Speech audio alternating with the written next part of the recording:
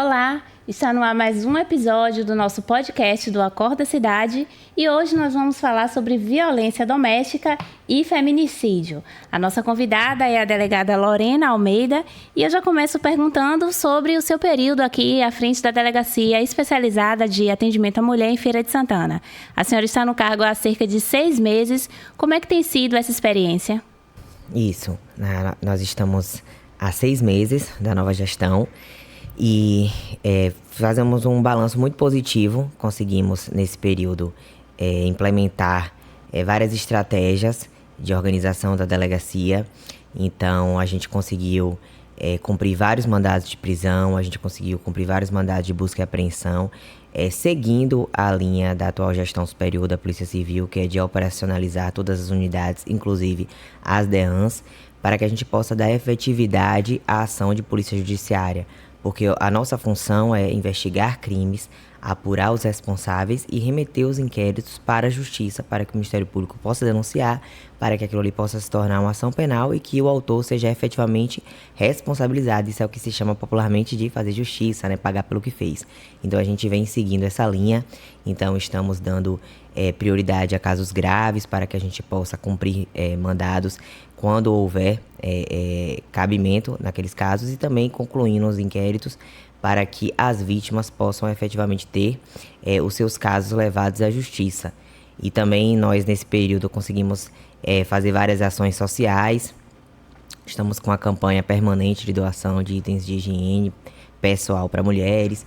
No mês de agosto, nós fizemos várias ações no Agosto Lilás, que é o mês de conscientização e combate pelo fim da violência doméstica e familiar contra a mulher, como foi o aulão de defesa pessoal para mulheres com lutadoras profissionais, como foi também o evento que fizemos de qualificação profissional para mulheres, encaminhando para o mercado de trabalho, para cursos profissionalizantes. Fizemos também momentos de lazer com mulheres vítimas de violência doméstica, recebendo ali atendimento psicológico, também tendo acesso a maquiador, a cabeleireiro.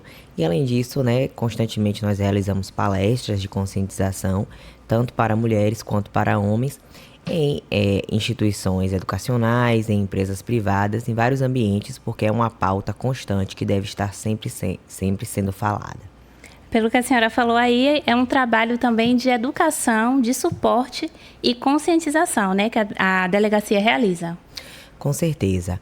O tema da violência doméstica é um tema extremamente complexo. Infelizmente, algumas pessoas popularmente olham para esse assunto, para essa pauta, e pensam que é uma pauta batida, que é uma pauta simplória, que às vezes algumas pessoas pensam até que não é assunto de polícia, que a polícia deveria estar tratando de temas mais importantes. Mas quando a gente olha para os crimes que acontecem em nosso país, a gente vê que os crimes relacionados à violência doméstica familiar contra a mulher representam o maior número de registro em todas as unidades policiais de todas as polícias civis do Brasil.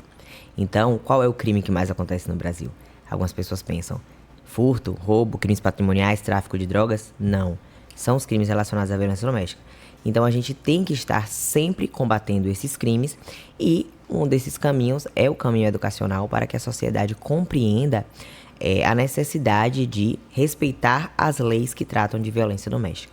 E a gente sabe que é um crime subnotificado, Muitas mulheres ainda não denunciam, muitas mulheres ainda não entendem, não compreendem que elas estão ali sofrendo um tipo de violência, Com certeza, existe uma subnotificação. Existe uma parcela da população feminina que é vítima de violência e não registra porque não se enxerga na condição de vítima, porque acredita que o seu caso é diferente, que não é um caso grave, que nada vai lhe acontecer, que ele não teria coragem, então que seria desnecessário o registro. E existe uma parcela que já tem a consciência de ser efetivamente uma vítima de violência doméstica, mas que acredita que vai ser uma vergonha levar o registro para as autoridades policiais. Então, isso acontece principalmente com as mulheres que possuem um maior grau educacional, que possuem um grau de instrução formal maior, que possuem uma renda maior, que têm uma vida, para os olhares de muitos, uma vida mais estabilizada e não querem se expor levando esse fato para as autoridades. Mas a gente precisa sempre falar que a violência doméstica não escolhe grau social, não escolhe nível educacional, não escolhe cor, não escolhe raça. Então a gente precisa combater esse crime praticado em relação a toda e qualquer vítima. Agora, delegada Lorena, a gente fala muito sobre violência contra a mulher, mas a gente sabe também que meninas, adolescentes, né? Elas também sofrem esse tipo de violência e muitas vezes ainda não têm o conhecimento, apesar de a gente estar no mundo, né, no mundo da informação, no mundo tecnológico, que a informação chega mais fácil, a informação é mais acessível. Ainda tem muitas meninas que não conseguem enxergar ali naquele relacionamento, muito pela ideia também do romantismo, né, tá ali iniciando, às vezes um primeiro namoro, e não conseguem perceber alguns atos violentos que já começam ali no início do relacionamento, né? Perfeito, você tocou em um ponto muito importante e que deve ser sempre falado. Muitas meninas, adolescentes que estão começando a se relacionar, enxergam alguns atos de violência psicológica com muito romantismo, porque não percebem que aquilo ali, na verdade, representa o início de um ciclo de violência. Então, ciúme excessivo, querer controlar o que a vítima faz, manipular, e tudo isso sempre revestido de é amor, é cuidado, ele não consegue viver sem mim, ele não consegue me ver com outras pessoas, ele me quer só pra ele. Isso não é bonito, isso não é legal. Não é a pessoa que faz isso não faz porque ama. Isso é controle, e isso na verdade representa a primeira fase de um ciclo de violência doméstica, que pode evoluir para a segunda fase, que seria a agressão física, e posteriormente vem sempre a terceira fase, que é a fase da lua de mel, ou do suposto arrependimento, na qual o autor fala, o agressor fala, que ama muito a vítima, que fez aquilo ali em um momento de explosão, que estava sem cabeça, pede desculpa, e a vítima, que foi muito manipulada na primeira fase, que é a fase da violência psicológica, acaba voltando para aquele ciclo. Então, às vezes, muitas pessoas falam, nossa, ela voltou pro relacionamento, então ela gosta de apanhar, deixa ela lá. Na verdade, não. Uma mulher que volta para um relacionamento agressivo ou que não consegue sequer largar um relacionamento abusivo, ela faz isso porque ela sofreu atos muito intensos de violência psicológica, ela perdeu a sua noção de autoidentidade, perdeu a sua autoestima e não consegue se resgatar a ponto de se enxergar como alguém merecedora de viver alguma coisa diferente daquilo. Por isso que a gente precisa sempre estar conversando com as meninas, com as adolescentes, com as jovens, mostrando para elas que atos de afastamento da vítima de amizades, ato de controle do que a vítima faz, das roupas que usa, dos lugares que anda, das amizades que tem, que nada disso é bonito. As meninas não podem olhar para um namoradinho que faz algo desse tipo como sendo uma coisa bonita. Ah, ele me ama muito, eu sou muito amada. Não. A gente precisa combater esse tipo de comportamento. E a gente não pode nunca também normalizar, outro ponto que está relacionado a isso que você falou, meninas adolescentes namorando com homens muito mais velhos. Um homem muito mais velho que escolhe um adolescente ou uma menina muito jovem para namorar, ele faz isso porque ele não consegue manipular as mulheres da idade dele. E ele vai pegar uma menina, às vezes, ali de 15, 16 anos, que dessa idade não se configura mais o crime de estupro de vulnerável. Então, se um homem de 25, 30 anos namorar com uma menina de 15, 16 anos, isso não vai configurar crime, mas é claro que isso não é normal e não pode ser normalizado. Se um homem de 30, 25 anos não está se relacionando com a mulher da idade dele, é porque ele tem um perfil de abusador, de uma pessoa que vai praticar uma violência psicológica, e as mulheres da idade dele não vão se submeter a esse tipo de situação, porque já passaram por isso, porque já conseguem enxergar o que é uma violência psicológica, o que é uma manipulação, porque não vão ceder às insistências daquele homem para que ela se molde ao que ele acredita ser um relacionamento ideal. Então a gente tem que tá mostrando para essas meninas que se um adulto formado chega e fala, você é muito madura para sua idade, você é diferente das meninas da sua idade, eu vi em você alguma coisa especial, ele já está iniciando os atos de manipulação. Porque é muito mais fácil alcançar uma menina muito mais nova para que ela entre em um ciclo de violência de uma pessoa que tem perfil agressivo do que uma mulher mais velha. Falando em pessoa que tem perfil agressivo, é comum que homens que são agressivos com mulheres, todo relacionamento ele repete esses abusos, ele repete essas violências. Isso é comum, né? Sim. Homens que praticam violência doméstica em relação a uma vítima e eles depois conhecem outra mulher, se uma mulher conhecer um homem nessa situação, ela já tem que ligar o alerta. Porque é muito provável que ele volte a praticar os atos de violência em relação a essa vítima. Inclusive, hoje, antes de vir pra cá, eu estava conversando com uma mulher nessa situação, que ela descobriu que que a pessoa que estava se relacionando tinha registro de violência doméstica anterior. Que ela começou a observar as atitudes dele e viu que ele já estava dando indícios de violência psicológica. Porque começa assim. Só que às vezes a pessoa tá ali, começando a se relacionar, começando a conhecer alguém, e a gente sabe que as mulheres, elas são assim, geram uma grande expectativa de relacionamento. Porque a nossa sociedade, ela foi moldada de uma forma que as meninas, desde novas, elas são criadas enxergando e entendendo que para uma mulher ser considerada bem-sucedida, ela precisa de um relacionamento. Que uma mulher só consegue ser feliz tendo alguém. Então, às vezes, a mulher está começando a conhecer alguém e ela percebe um sinal leve. Porque no início, a pessoa não vai se mostrar ser um monstro logo de cara. Não é assim. Um homem agressor, ele não vai chegar no primeiro contato com a mulher e desferir um tapa no rosto dela. Mas ali tá começando um relacionamento, tá começando a se envolver e já percebe sinais. Só que às vezes a mulher não quer enxergar, porque quer muito que dê certo aquele relacionamento. Mas já vai vendo que ele tá, de forma muito excessiva, tendo ciúmes. Já às vezes ela já cria fatos, fala que das pessoas do trabalho, fala de amigos, sendo que a mulher sabe que não tem nada daquelas pessoas, mas ele já vai tentando ali afastar de amizades, falar, suas amigas são isso, são aquilo, às vezes até a família, sua família é isso e aquilo, e a mulher começa a perceber isso, mas vai deixando de lado. É muito provável que isso evolua para atos mais intensos de violência psicológica, para manipulações e posteriormente evolua para violência física. E se uma mulher sabe que aquele homem já tem um histórico de violência doméstica, então o alerta deve estar ligado em dobro, porque é muito provável que ele volte a cometer. E normalmente os sinais eles são dados e os sinais também sempre são os mesmos, né? O perfil é o mesmo, o perfil do homem agressor, os sinais que eles dão também normalmente são os mesmos, né? Sempre começa com a violência psicológica e aí evolui, né, para outros tipos de violência. Isso, sempre acontece dessa forma. Isso se chama o ciclo da violência doméstica e familiar contra a mulher. Esse termo, ciclo de violência, foi um termo formulado por uma psicóloga norte-americana chamada Leonore Walker, nos anos 70, que estudou vários casos de violência doméstica e percebeu que sempre acontecem em 3 fases, sendo a primeira fase a fase da violência psicológica, a segunda fase a fase da agressão física propriamente dito, da explosão, e a terceira fase a fase da lua de mel ou do suposto arrependimento, que o homem promete 1000 coisas, fala que está muito apaixonado, se declara, faz tudo que a mulher quer, presenteia, para tentar dissuadir ela de sair daquele relacionamento. Mas, na verdade, ele vai voltar. Como o ciclo funciona, sempre de forma cíclica, então ele vai voltar para a primeira fase, que é a fase da violência psicológica. E as mulheres precisam estar muito atentas a esses sinais. Muito atentas, porque a gente vê, às vezes, alguns casos de pessoas distantes, né? E a gente fica sem imaginar, sem acreditar. Nossa, porque a pessoa não saiu disso antes? Porque foi feita uma manipulação durante muito tempo. A mulher foi se prendendo àquele relacionamento. Ela criou um sentimento por aquela pessoa. Às vezes criou uma dependência emocional, que é muito pior do que a financeira. E muitas vezes criou dependência financeira também. Muitas vezes casou, teve filhos, constituiu patrimônio com aquela pessoa. E quando evoluiu para a parte da violência física, ela já estava tão presa naquele relacionamento que ficava muito mais difícil sair.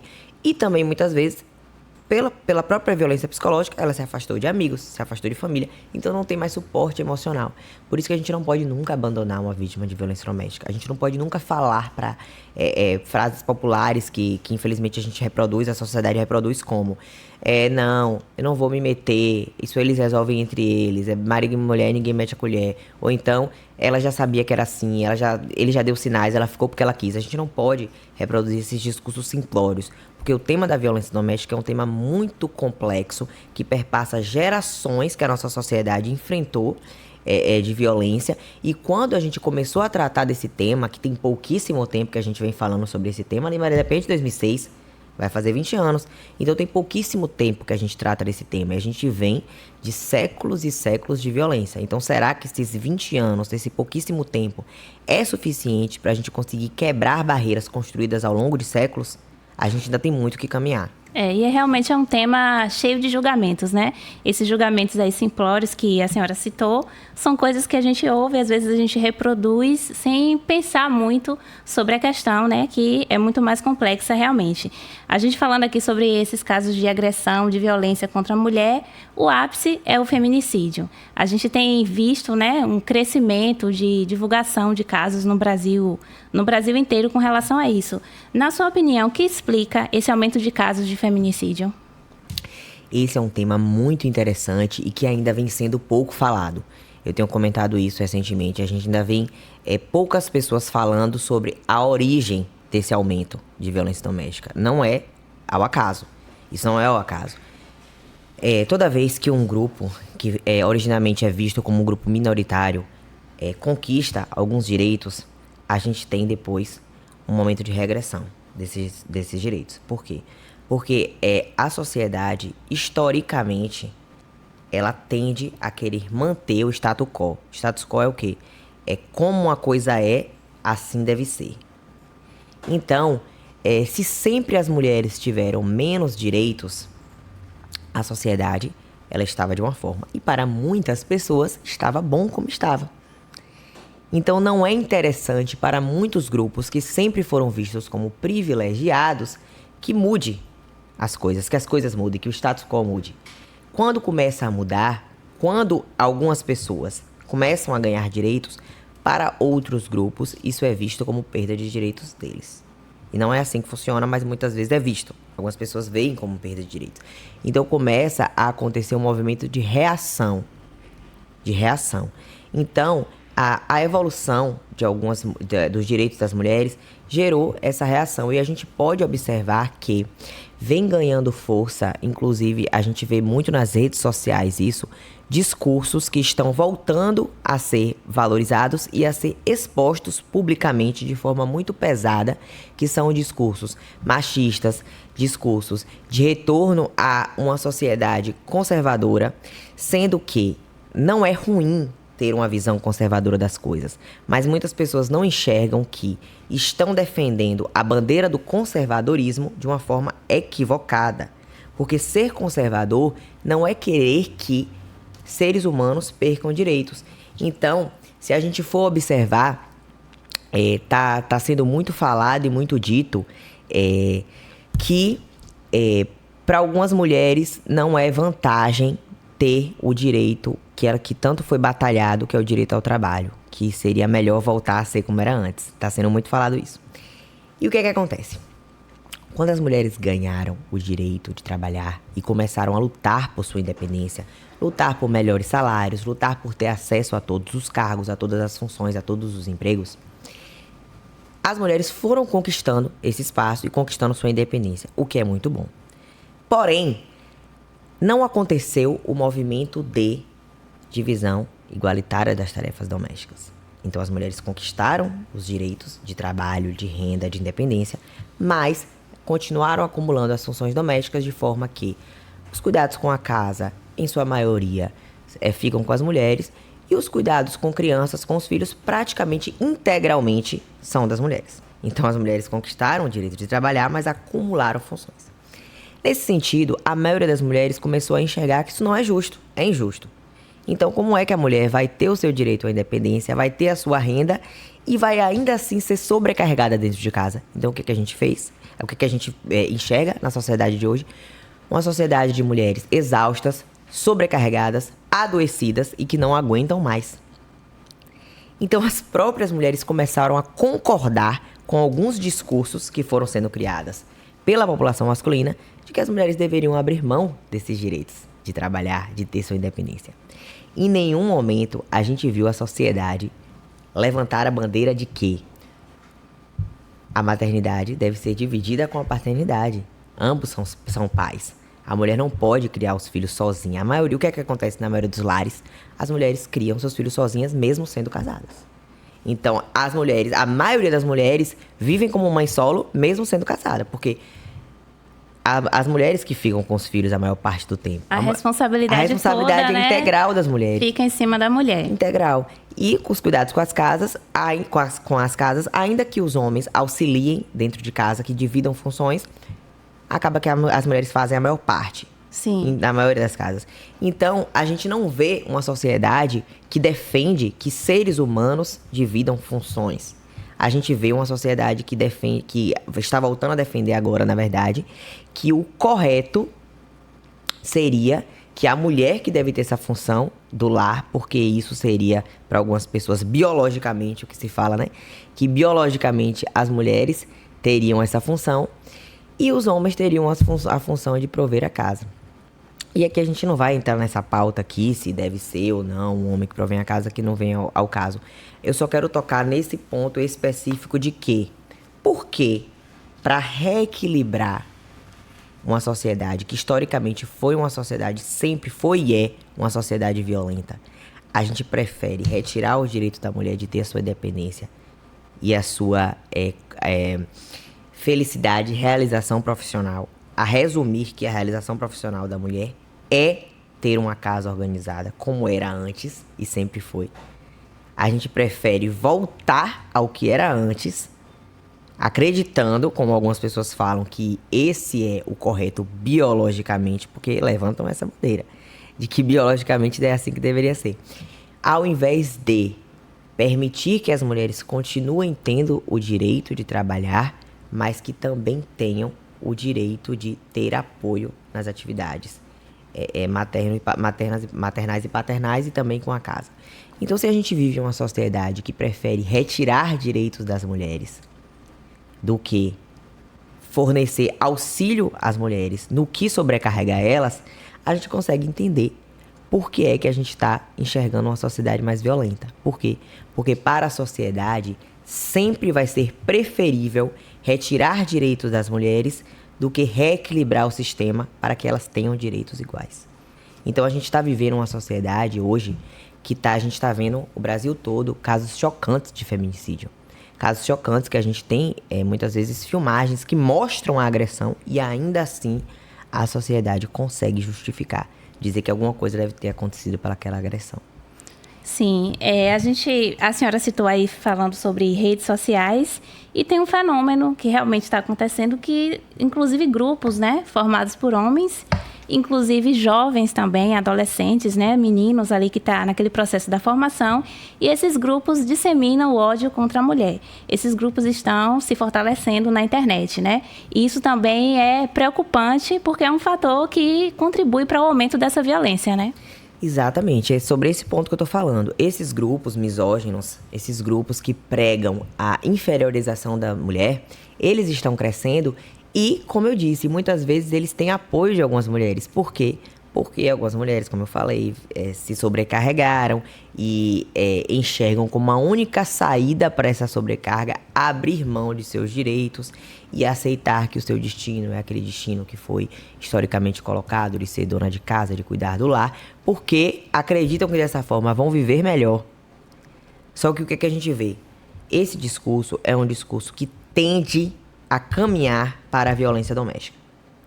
Algumas pessoas não enxergam isso, mas como eu venho explicando aqui, aproveitando essa oportunidade que a gente está tendo mais tempo de falar, porque muitas vezes em entrevistas a gente não consegue falar mais tempo, e hoje, como a gente tem mais tempo, eu estou falando sobre isso.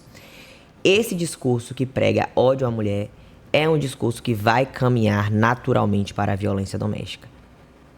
E os sinais de agressividade estão muito claros nessas falas, que pregam que a mulher não pode fazer isso, não pode fazer aquilo, que a mulher tem que ser assim, tem que ser assado. Se tudo isso é colocado, qual vai ser a consequência para a mulher que não quiser fazer aquilo que está sendo colocado? Vai ser a violência. E é isso que a gente está enxergando aí. É isso que a gente está enxergando nesses últimos casos chocantes de feminicídio. E ainda assim, quando acontece o ato mais grave, que é o feminicídio, a gente ainda vê esses grupos questionarem, dizer que tem que ver o outro lado, que por que foi que ele fez aquilo. Infelizmente, a gente vê isso. Em 2024, teve um endurecimento da pena do crime do feminicídio, né?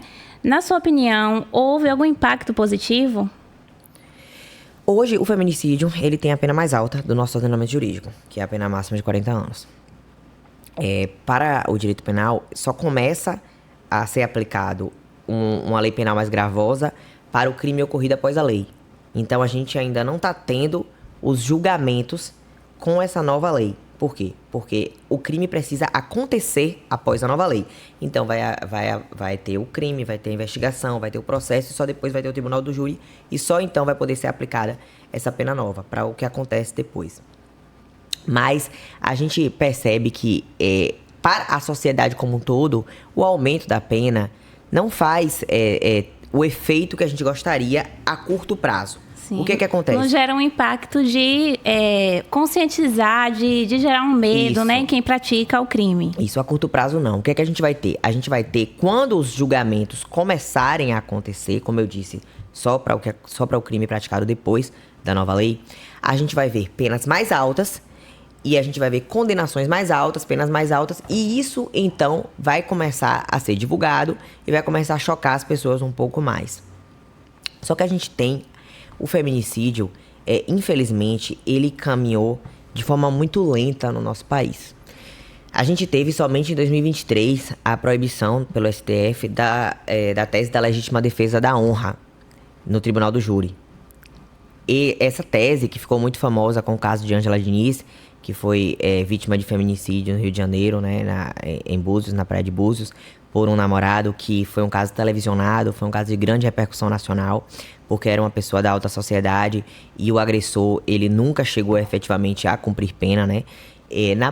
No primeiro julgamento, que posteriormente foi anulado, foi levantada essa tese da legítima defesa, alegando que ele teria tirado a vida dela porque ela teria provocado, porque ela não teria respeitado a posição de homem dele. Então, veja só, a vida de uma mulher vale menos do que a honra de um homem. Então, o bem mais precioso que existe em nosso ordenamento jurídico, que é a vida, sendo a vida de uma mulher, foi colocado como inferior à honra de um homem. Um homem teria direito de tirar a vida de uma mulher que feriu a honra dele. Isso durante anos foi colocado no tribunal de júri em casos de feminicídio. Então, veja só, o crime que a gente tem hoje como um crime autônomo, antes era um homicídio qualificado, né? A gente tem hoje o feminicídio como um crime autônomo com a maior pena do ordenamento jurídico brasileiro. Mas até pouquíssimo tempo atrás, homens eram inocentados por matar mulheres se tivessem feito isso para defender a honra deles. Então veja, a gente não vai conseguir enxergar no curto prazo os efeitos desse aumento da pena do feminicídio. Caminha a passos muito lentos, ainda vão ser necessários anos, gerações, a história é contada em décadas sempre, né? Então a gente vai precisar de gerações para que a gente possa enxergar os efeitos dessas mudanças, desses agravamentos das penas na nossa sociedade. A senhora acredita que é necessário leis mais duras, leis mais firmes para o combate à violência contra a mulher? Eu não acredito que leis mais duras sejam suficientes, mas eu apoio sim o endurecimento das leis. Só que eu sempre gosto de falar que a legislação penal brasileira, ela é muito rígida em relação à violência doméstica. Muita gente não sabe disso. Muita gente pensa que as nossas leis são leves, mas no que tange à violência doméstica, elas são gravíssimas. Inclusive, existem vários institutos do nosso direito penal que eles podem ser aplicados a todo e qualquer crime, menos para os crimes praticados no contexto de violência doméstica. Então, veja, existe alguns crimes no nosso ordenamento jurídico brasileiro que eles são condicionados à representação. Isso quer dizer o quê? Popularmente falando. Quer dizer que a vítima pode desistir. O popular retirar a queixa. Sim. Se uma pessoa é vítima de ameaça por parte de um vizinho ou de uma vizinha, ele vai registrar um crime de ameaça em uma delegacia comum, que aqui na Bahia a gente chama de delegacias territoriais. Ele pode depois ir na delegacia e falar que quer desistir. Entre aspas, retirar a queixa. Isso, na verdade, é desistir de representar criminalmente. Ele pode fazer isso. Se uma pessoa for vítima de agressão por parte de um colega de trabalho, pode registrar uma ocorrência na delegacia também e no outro dia pode retirar a queixa. Nos crimes praticados em contexto de violência doméstica, o ordenamento jurídico brasileiro não permite mais que retire a queixa. Foi o legislador brasileiro retirou isso, a necessidade de representação criminal, primeiro para o crime de lesão corporal contra a mulher e agora até para a ameaça. Então, se uma mulher é vítima de ameaça, no contexto da Lei Maria da Penha, ela não pode mais desistir. Ela já também não pode desistir da lesão corporal. Veja, o que é que o legislador brasileiro está fazendo?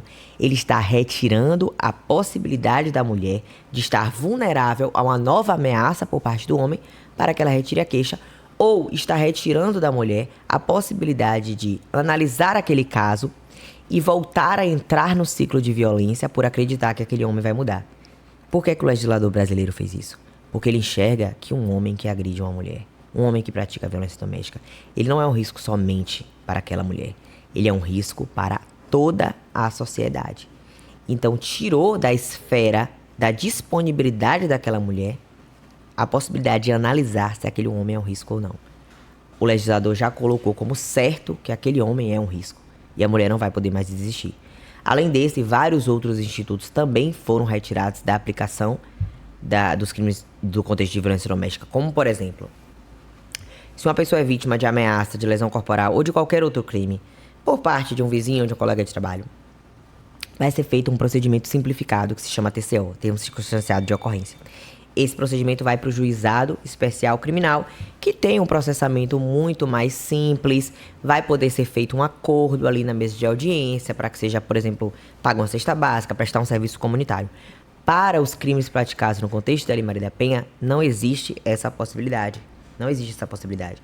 Então, o que é que vai acontecer sempre? O homem sempre vai ser processado. Então, veja, as leis já são duras. As leis já são, já dão um tratamento gravoso.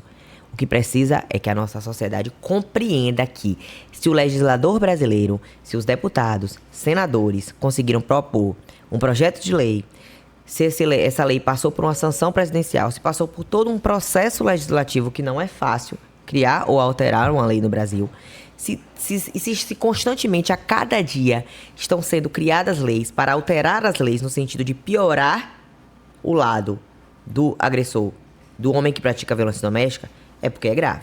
Então não cabe a nós dizer que não é grave, porque o legislador já está dizendo que é grave.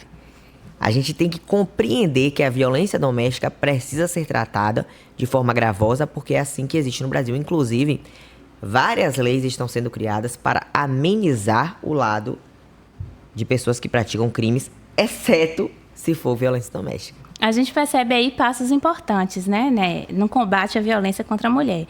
Mas a gente percebe também que ainda há um longo caminho, a ser percorrido. Segundo o Fórum Brasileiro de Segurança Pública, 60% das mulheres não buscam atendimento após sofrerem violência. Então, ainda, como a gente falou no início aqui da nossa conversa, talvez o caminho da educação, da conscientização e, como a senhora citou, não é uma coisa fácil que a gente vai conseguir mudar de um dia para o outro, mas que é preciso estar em constante vigilância, tanto as mulheres quanto os homens. E é importante também a gente destacar o papel do homem na luta da violência contra a mulher, Com certeza. Inclusive, sempre a gente precisa estar falando que reproduzir discursos que satirizam, que levam na brincadeira, que dão risada de casos de violência doméstica ou de casos de misoginia, de casos de rebaixamento dos direitos das mulheres, isso também vai contra os direitos conquistados pelas mulheres no que tange à violência doméstica, e isso fomenta uma sociedade que naturaliza o feminicídio. Pode parecer uma coisa simples, você rir de uma piada que trata de agressão contra a mulher, mas se existem pessoas que praticam feminicídio, é porque sabe que existem pessoas que vão dar risada desse tipo de situação. Tem gente que simplifica muito, simplifica as coisas, leva na brincadeira e não percebe que esse realmente é um problema muito sério. Na sua opinião, na prática, o que é que precisa ser feito para que exista essa conscientização, principalmente entre os jovens? É importante um trabalho de educação nas escolas, um trabalho integrado mesmo?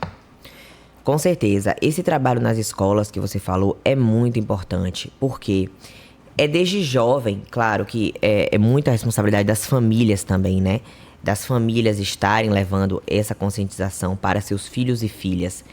Mas é um papel da escola, é um papel da sociedade como um todo, das políticas públicas em todas as esferas, da gente trabalhar com as crianças e com os jovens para que eles já cresçam com essa mentalidade diferente.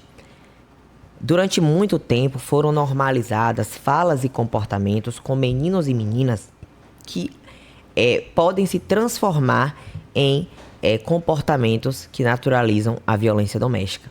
A gente não pode permitir que no mundo de hoje, no século XXI, ano de 2025, a gente ainda esteja reproduzindo discursos. A gente tem discursos que foram falados, né, quando eu era criança, quando eu era adolescente, que hoje a gente tem consciência que são discursos que naturalizam pedofilia, que naturalizam estupro de vulnerável, que naturalizam violência contra a mulher, que naturalizam racismo, que naturalizam homofobia.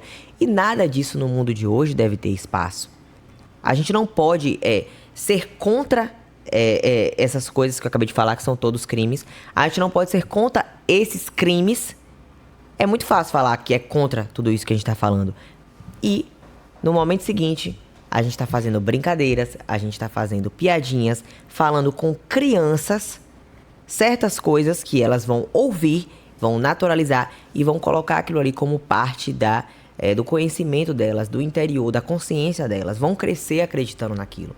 Então, a gente tem que estar desde criança ali, mostrando para os meninos que as meninas devem ser respeitadas de toda forma, que criança não se relaciona, que tem a idade para namorar, para se relacionar depois que crescer, e que sempre vai ser necessário avaliar se a outra parte tem interesse naquele relacionamento, que se a parte não tiver interesse, não existe a possibilidade de insistir, de convencer. E a gente tem que sempre mostrar que qualquer ato que tire a liberdade, a individualidade ou o respeito daquela pessoa não pode de forma alguma ser tolerado. Outro dia eu estava vendo uma discussão falando sobre isso, né? Sobre paquera, relacionamento. E se falava, talvez até se fale ainda hoje em dia, né? Sobre a mulher se fazer de difícil, né? Sempre teve, assim, digamos assim, essa cultura, né? De que a mulher tem que se fazer de difícil e o homem tem que insistir. E como isso pode estimular ali uma violência, né? Porque às vezes a mulher realmente ela não quer, ela não está se fazendo de difícil, ela não quer e muitas vezes o homem não entende. E aí essa insistência acaba passando do limite, né? Perfeito. E a gente sabe o que é, todas as pessoas sabem diferenciar muito bem o que é quando a pessoa não quer e o que é quando a pessoa está fazendo ali uma ceninha, um jogo. Não tem como a pessoa dizer que não sabe enxergar essa diferença. Pessoas adultas têm que ter essa capacidade. E, em regra, se a pessoa está dizendo que não quer com todas as letras, o não já ficou bem claro. Se uma pessoa, de certa forma, tá dando uma enrolada, tá dando aquela paquerada ali, ela não vai dizer com todas as letras não. Se ela disse não, o papo deve ser encerrado naquele momento. A gente não pode ficar achando, tentando enxergar uma coisa na outra. Inclusive, o crime de estupro é um crime muito difícil de ser apurado. Mas algumas pessoas da sociedade em geral questionam o estupro quando o agressor fala que a mulher queria. Ah, mas ela queria, ela só estava se fazendo. Fala isso. Não tem como uma pessoa manter uma relação sexual dizendo que não quer e a outra pessoa interpretar que ela está se fazendo de difícil. Relação sexual é uma coisa muito íntima, é uma coisa que tem uma energia muito pesada, muito forte envolvida ali. Se a pessoa está dizendo que não quer e a outra avança, é óbvio que isso é estupro. Não tem o que se questionar. E é importante falar não só na paquera, mas também dentro do relacionamento, né? Porque mesmo você estando em um relacionamento, o não ele tem que ser respeitado, né? Com certeza. É possível que o crime de estupro seja praticado na constância de um relacionamento, caso a pessoa informe que não deseja manter relação naquele momento. Se a pessoa fala que não quer e a outra mesmo assim pratica a relação, já está configurado o estupro. Agora, para a gente finalizar aqui, né? Na sua opinião, como é que a sociedade ela pode colaborar para proteger e promover uma cultura de respeito às mulheres? A sociedade de uma forma em geral, né? A gente sempre precisa olhar para as vítimas de violência doméstica como vítimas. O que é isso? Sempre olhar como pessoas que estão na posição de vulnerabilidade e que precisam de ajuda. A gente nunca pode tentar questionar a vítima ou tentar analisar por que ela está naquela situação, questionar se ela não poderia sair, se ela não está errada, ver o outro lado. Se a pessoa está falando que foi vítima de violência doméstica, o que a gente tem que fazer? Acolher e ajudar. Se uma amiga fala que foi agredida, fala que foi ameaçada e ela não sai do relacionamento, ela não sai porque ela não está encontrando forças, ela não está encontrando apoio, ela está sendo ameaçada, ela está sendo manipulada, ela está passando por uma situação de violência psicológica muito intensa. Então, se ela fala que está passando por isso e não termina, e ela vem depois falar de novo, o que é que você, como amiga, tem que fazer? Acolher, falar: fulana, você é vítima de violência doméstica, o seu caso não é diferente dos outros casos. Não pense que ele não é capaz, porque ele é capaz. Uma pessoa que ameaça, ela é capaz de cumprir a ameaça. Uma pessoa que agride, vai voltar a agredir. Uma pessoa que volta a agredir, pode vir a matar. Porque os atos de violência se intensificam e pioram com o passar do tempo. A cada agressão, ela vai piorando e pode ser que em um momento venha a cometer o feminicídio. Nunca pense, muitas vítimas pensam: o meu caso é diferente, ele me ama. Não, ele não ama. Ele está fazendo isso por domínio, ele está fazendo isso por posse em relação à mulher. E a gente, enquanto sociedade, tem que sempre olhar para essa vítima como uma pessoa que precisa de apoio. Se ela pedir ajuda 20 vezes, fale 20 vezes. Saia disso, ele pode matar você. Nunca olhe para a pessoa e fale: se você tá nessa até hoje é porque você quer. Continue mesmo. Não fale esse tipo de coisa, porque quando você fala isso, a vítima ela se sente desamparada, ela não vai sair daquilo ali e pode ser que amanhã você encontre ela morta. E ninguém quer olhar para uma vítima de feminicídio e pensar: nossa, ela me procurou e eu disse para deixar para lá. Com certeza é um sentimento horrível, que algumas pessoas devem conviver com essa dor, com essa culpa. Então, se uma pessoa procura e fala que está passando por violência doméstica, sempre seja a pessoa a dizer que o caso dela não é diferente e que ela pode terminar morta. Nós precisamos mudar a nossa sociedade em vários aspectos, mas esse é um aspecto muito fácil de ser mudado. A gente fala que tem que mudar a educação das crianças, sim, temos que fazer isso diariamente. Isso vai sendo feito aos poucos, a gente tem que mudar a consciência dos homens, sim. Mas uma coisa que a gente pode fazer imediatamente se você ouvir alguém dizer que está sendo vítima de violência doméstica, não julgue, não critique, seja a pessoa a apoiar ela a sair daquilo ali. Ainda tem muitos passos, a serem dados no combate à violência contra a mulher, mas é importante destacar que é importante todos caminharem juntos, É um papel de toda a sociedade, não é um papel da mulher, não é um papel do homem, é um papel de todos nós, esse papel da conscientização e da proteção à mulher. Lorena, eu agradeço a sua participação aqui no podcast do Acorda Cidade. Foi uma participação muito esclarecedora que trouxe, com certeza, um debate muito importante para a nossa sociedade. Eu que agradeço a oportunidade. É um tema que, embora muitas pessoas pensem que já é um tema muito falado, infelizmente ainda precisa ser mais discutido ainda precisa a gente mostrar a complexidade do tema. Por isso que eu sempre gosto de trazer essas reflexões mais profundas sobre o tema, porque às vezes a gente leva uma informação muito rasa, que a maioria das pessoas já sabem. A maioria das pessoas já sabem que não pode agredir. Todo mundo já sabe que não pode fazer isso. Se a gente ficar dizendo é crime, não pode fazer isso, tem a medida protetiva, infelizmente a gente não avança na discussão. A gente, para avançar no tema da violência doméstica, precisa se aprofundar. Por mais difícil que seja para algumas pessoas compreenderem, a gente precisa levar as camadas desse tema para a sociedade, para que a gente pare de reproduzir discursos rasos e simplórios que só fazem fomentar a violência doméstica.